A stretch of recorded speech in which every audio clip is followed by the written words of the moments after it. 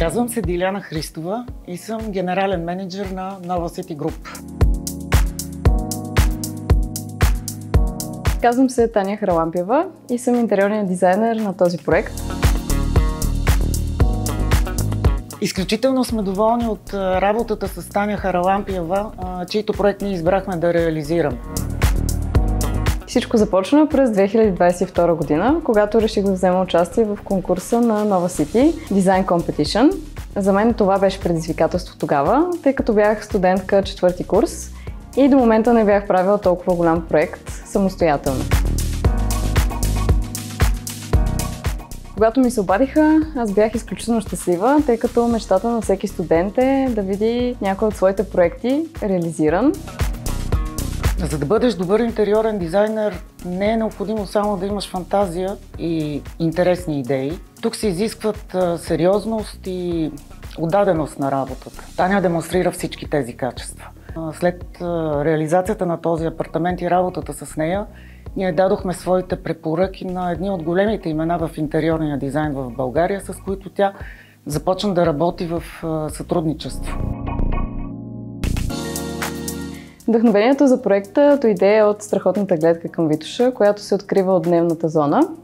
Избрахме природни материали и естествена палитра от цветове, които да придадат усещането за баланс и хармония в пространството.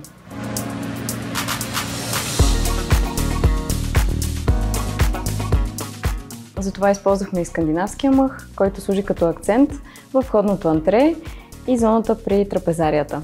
Дървените елементи и дървесния материал може да открием във всяко едно помещение в целия апартамент, от дневната до баните.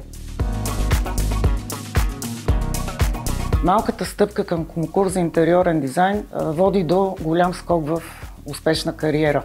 Това трябва да бъде стимул за всички млади хора, за всички студенти. Ако искат да развият успешна кариера, бъдете смели и творете. Днес резултатът е един прекрасен и функционален интериор, а такъв тип конкурси са страхотна възможност студентите да придобият знания и ценен опит и да започнат своята кариера. Аз, например, когато участвах в конкурса, бях едва студентка, а днес, 2-3 години по-късно, вече имам свое собствено студио за интериорен дизайн.